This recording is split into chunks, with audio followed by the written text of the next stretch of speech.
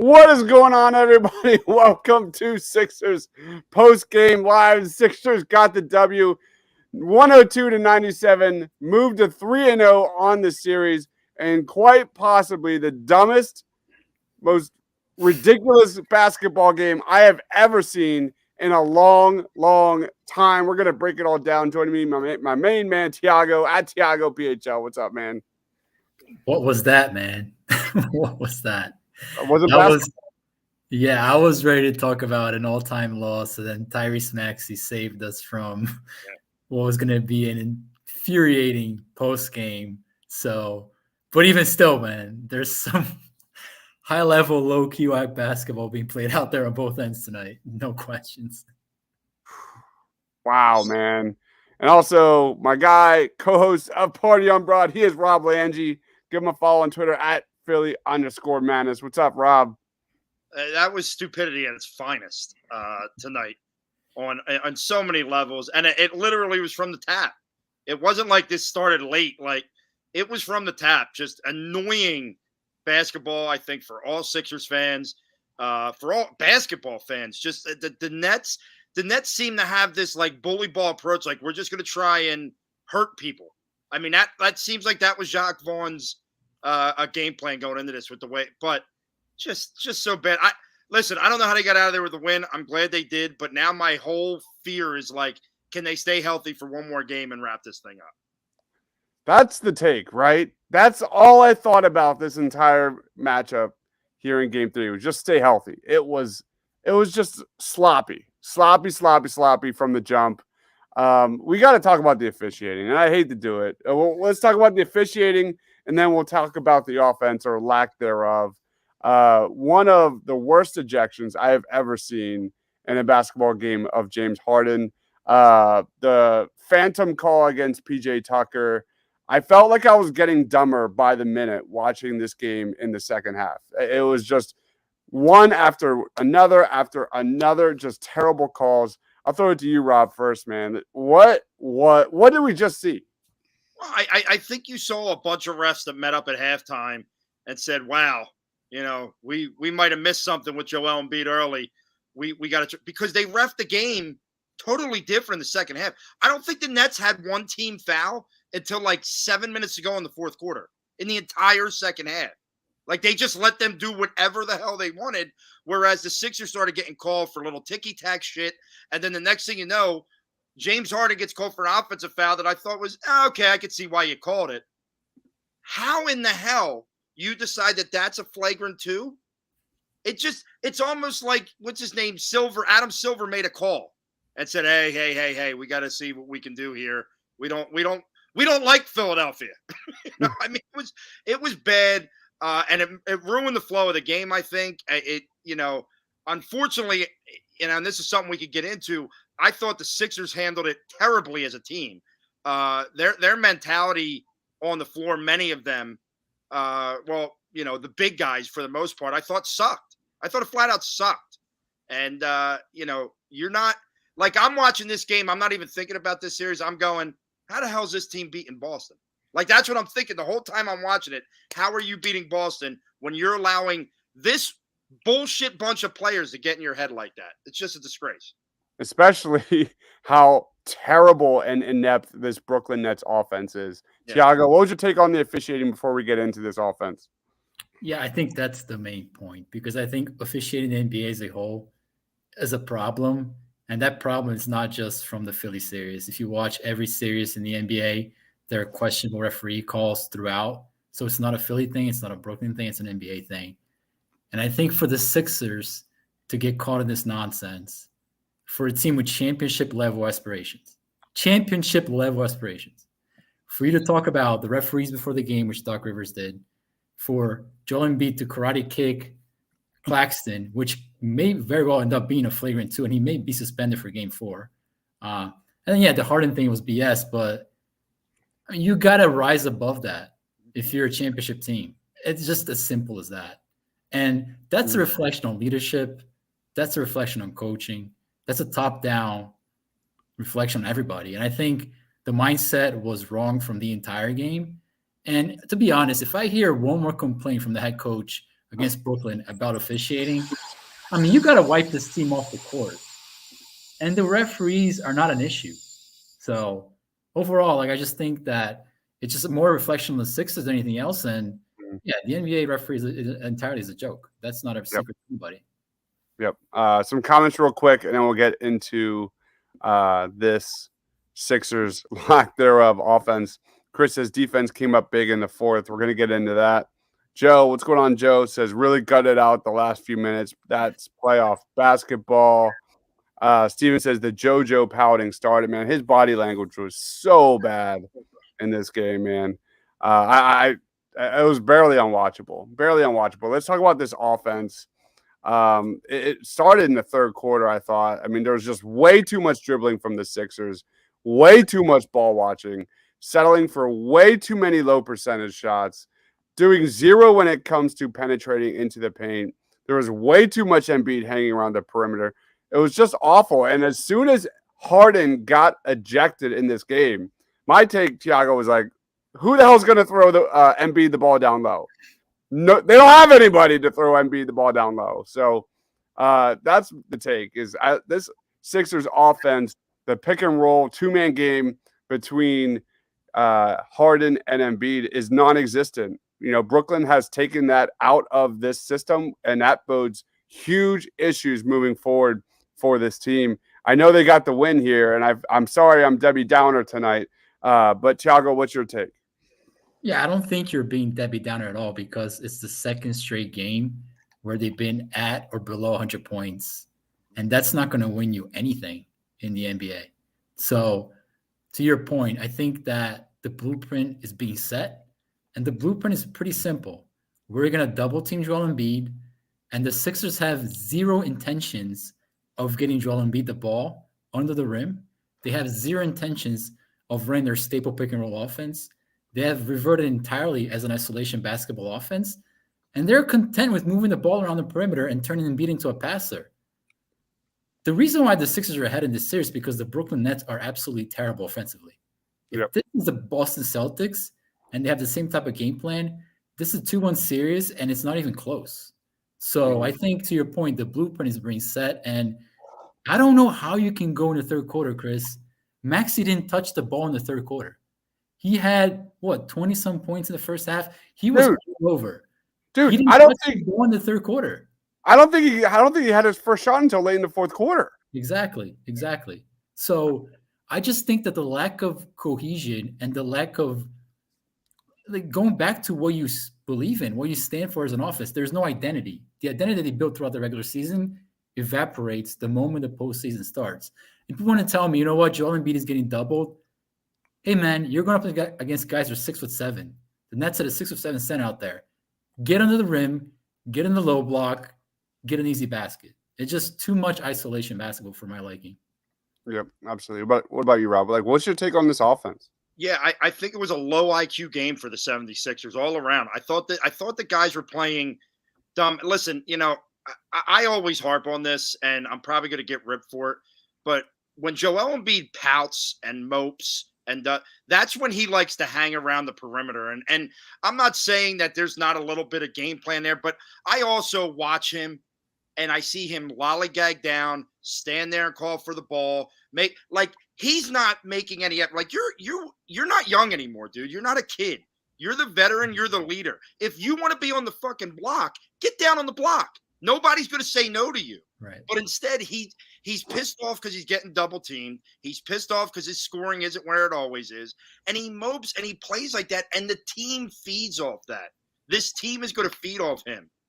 There's a reason why, like, Dives, you had mentioned it on Twitter. In the Embiid minutes where he was on the bench, they were building a lead. Why? Because the moping wasn't there. They were playing as a cohesive unit. James Harden was playing well. Tyrese Maxey was playing well. And that's where I get I love Joel Embiid, and I've been on board saying that. But I get frustrated because I'm not going to give him, he's young anymore. You're the leader, dude. You're an NBA star. You're a superstar. You're probably going to be MVP of the league. You need to fight through this. And like Thiago said, get your ass down on the block. If it's working, nobody's going to tell you no. Get down there and start playing with a little bit of heart, even though you may not be scoring 30, 40 points. Chris, there's a possession right before Embiid hurt his knee. If you go back and look and clip that possession out, Embiid tries to set the screen up the top of the key. He looks at Harden. Harden looks at him. He starts walking towards the bench. Turns his back to Harden and starts walking towards the bench. Harden looks at Embiid and literally goes like this with his hands as he's dribbling the basketball. That lack of cohesion between two guys who've been in the league now for 2 years playing together is unacceptable. It's just unacceptable. So I think that they fall in love too much with Embiid as a passer off double teams, which granted, it has worked on many trips. Their shooting continues to be pretty on point, but you're not going to beat teams like Boston and Milwaukee if you don't find ways to get your best player involved offensively as a scorer. Mm-hmm. And they have to go back to doing that before they hit the Boston series. Yep.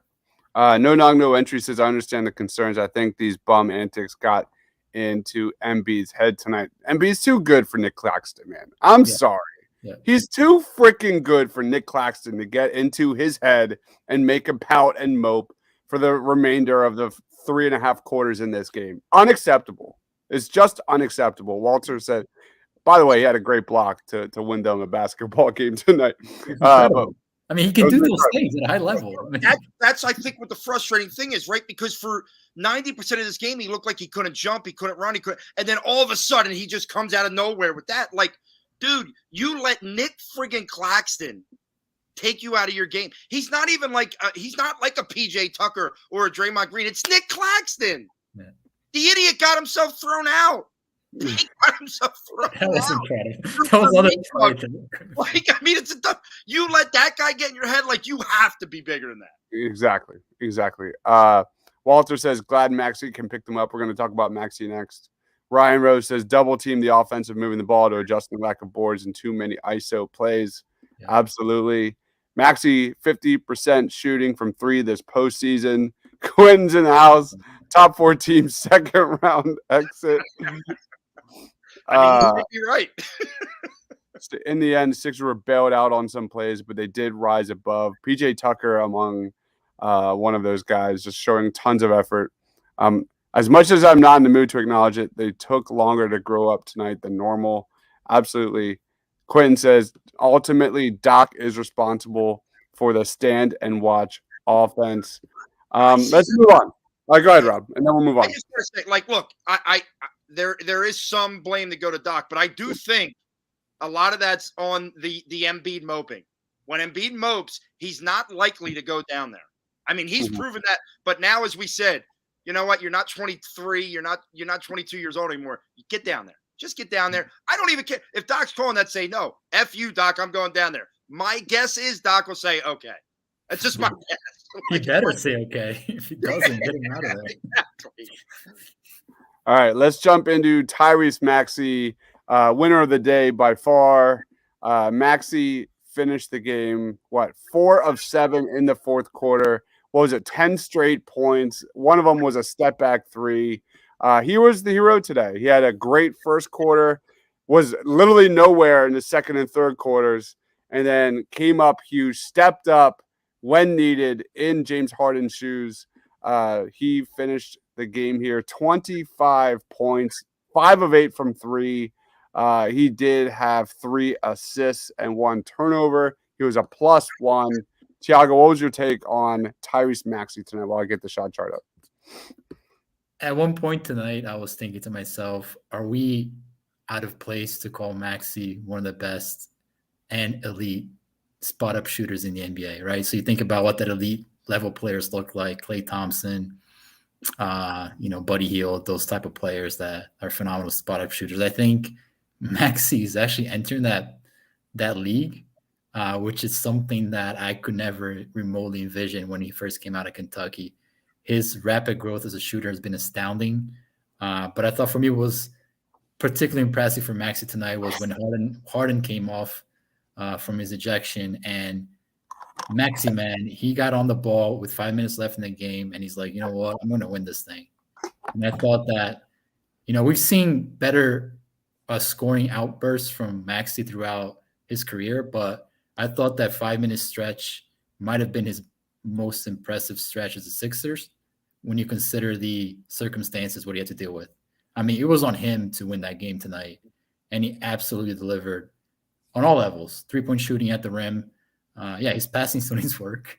He threw a ball in the stands when PJ Tucker was wide open in the corner. But hey, man, you live with what you're getting from Maxey. He was absolutely sensational tonight.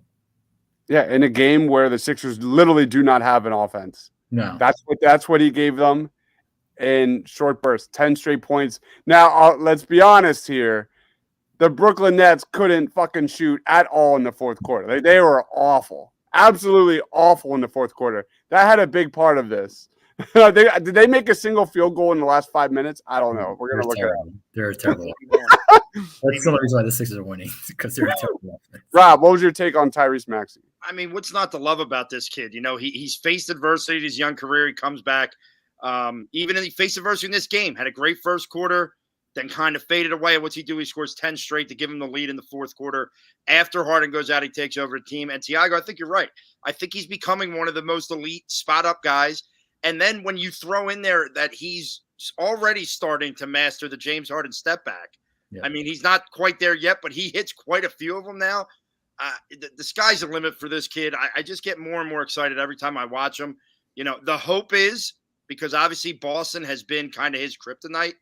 The hope is when they get to Boston in the next series, he can continue it and, you know, just take another step in his growth and maturity. I mean, hats off to him. We're nowhere without him right now. Yeah. Absolutely, man. He's had just 2 unbelievable games. Let's roll on to, let me get this up here. I think that's him. Yeah, that's him. James Harden. He had some big stretches in this game, especially when Embiid goes off the court. You know, the Nets fans, the players, you know, that was playoff basketball. And James Harden definitely had some moments in that, like, end of the first quarter, beginning of the second quarter, kind of keeping the Sixers at bay. And then in the third quarter, he was the only guy that could get the ball in the bucket for pretty much the entire third quarter until he was ejected. I think if there's like silver lining in this game, Tiago, is that I thought we're seeing, you know, James Harden do a pretty good job penetrating, you know, finish around the basket. He showed a little bit more of that today. What was your take on James Harden? I thought his best stretch was with that second unit. I think at the end of the first or early second quarter, he was very aggressive. He got Claxton a couple of times on isolation switches, and he attacked them at the rim and off of the pull-up game. I thought that was really impressive on his part because he has looked rather incapable of doing that. So that was impressive. He seems like the kind of player that if things fall into place early, he's going to attack. And if he attacks a couple of times there and it doesn't go his way, he kind of just takes the rest of the game off as a scorer kind of thing. So I thought that tonight he felt himself pretty early. And I mean, that's what you want from James, man. They were trying to trap him a lot of times on the perimeter, made some fantastic decisions, hit McDaniels on a cut and a rim roll one time. So again, playmaking, scoring, overall, absolutely what you want out of James Harden. And the ejection was absolute bullshit. There's another way to call that. I thought that he was well on his way of having a 30-point game tonight until the referees took that game away from him. So, but again, they're all positive signs for Harden tonight. I thought he was very, very good once again. Yeah. What about you, Rob? Yeah, I think Harden has seen that Joel's frustrated and he's trying to take on a little more honest on the offensive side of the ball. And it is a shame because I think Harden was ejected. I truly believe this solely because Joel Embiid was not ejected. Yeah, exactly. I think I'm honestly thinking that's what they looked at. They said, look, we might have missed one. We probably should have ejected Embiid. Let's get it back here. We could say he hit him in the groin and go with some BS like that. And that's what they did. And it did. It ruined what I thought was going to be one of those really good James Harden playoff performances that we all look back and said, this is the guy we were hoping we were trading for. He takes control when he needs to. Sometimes you like to see him take control even when maybe he doesn't think he needs to. But I thought tonight he did everything that you needed from him in a short amount of time. I wish he would have got to play the fourth quarter as well, though. Awesome. All right. Comments real quick. Then we're going to talk about DeAnthony Melton. Quentin Moore says the Nets got tired in the fourth from all the hacking. Harden ejection was a blessing at 1 minute. I think he's extending his career with the hesitation. Then he starts missing the bunnies. Collins in the house saying go Sixers. DeAnthony Melton was a team best plus 24 in this game. He ended with 13 points, 2 of 4 from 3. He had 3 steals. So at least 2 or 3 like real highlight dunks in this one. That was pretty nice. I'll throw to you, Rob, first. Like DeAnthony Melton, most points he's scored since March. What was your take? Yeah, I thought DeAnthony Melton was exceptional tonight. That first dunk that I think shocked everybody because it looked like he was just going in to lay it up and then just turned it over and threw it down. But you know, he's one of these scrappy players. He makes the hustle plays. If I look at 2 unsung heroes tonight, I look at DeAnthony Melton, I look at PJ Tucker. Why? Because they're all over the floor. And they may not always show up in the stat sheet, but DeAnthony Melton's defense, at one point he picked Mikal Bridges' pocket. And even on that play where he gets fouled after PJ Tucker, makes the great hustle play to throw it over to him, he's got to keep his feet in bounds. He's got to do a hell of a lot of things. I think DeAnthony Melton was a guy that we were sorely lacking coming off the bench for this team, a guy that could score. Maybe not every night, but could score, but also gives you that hustle, those intangibles, that defense. Big night for him. And, I think there's part of me that thinks the only reason I'm not totally down on the Celtics series right now is because who knows? The Celtics have shown they don't double team. They're going to so if they're going to play that way, I don't know. DeAnthony Melton could be a guy that gets these open threes, and he's confident enough to hit them. They also have Al Horford, who gives Embiid fits. So we'll see. Tiago, take on Al Horford in the face. I don't care. All right, and he will not give Embiid any fits this year. I will not allow it. Tiago, what was your take on DeAnthony Melton? Yeah, he really makes that second unit work because he's able to match Brooklyn's athleticism. When you talk about Reed, McDaniels, Melton, that unit has been very good defensively, and they've been good defensively today in particular. I thought they were sensational. Those 3 guys on the court, you can have James Harden. You can even have Georges Niang, who Steven brought up in the chat. So his presence as a defensive presence and a guy who can cover spaces in defense is very, very important for what the Sixers want to get done with that second unit. So I thought that's basically his main role, I think, with the team is to provide that defensive presence with the second unit. And I think, when you get a couple 3-pointers, when you get some cuts, dunks, some rebounds, that's just kind of gravy, I think. And so I think for the most part, he's been very good this postseason. You get 30 minutes from him tonight. That's very impressive because, usually it's not the kind of minutes you want out of him in a regular game. So, yeah, overall, just a very good performance by Melbourne for sure. All right. Let's roll on to player of the game. I'll go last. Rob, we haven't done a Sixers post-game show with you in a while. No. Well, I've kind of stayed away because I told you on our last party on Broad, I'm pretty sure Tiago might hate me because I told him Doc Rivers. So I've kind of steered away because I love Tiago and I don't want to get I don't care about anybody else's opinion of me. Tiago's I do. I've been avoiding him the So you're on the Doc train now? Is that what you're saying? I've always been on the Doc train. I'm a Doc apologist. I'm a Doc apologist. Hey, man, you may get your way in the end. I'm just saving up all my takes. Yeah. You're saving up your takes. I don't even want to see what it's like when you just let loose. Jesus Christ. I'm trying to keep my calm through these games. I'll tell you that. But listen, I'm gonna go Tyrese Maxey. I'll take the easy one. Plenty of guys that I think played really big roles. But Maxey wins you the game. Without him today, without his poise in the fourth quarter after James Harden goes out, got to give it to Tyrese Maxey. All right. What about you, Tiago? Chris, I'm going to go with a guy who you may never hear me give him player of the game again. I thought PJ Tucker had some. What? Playoff baby. What? You're no way. Is this happening? Now, granted, in the third quarter, I wrote down, I think, 4 or 5 possessions that ended on my notes with get PJ Tucker off the court now. That's a hell of a 180. Oh, my notebook. That's how bad that stretch was.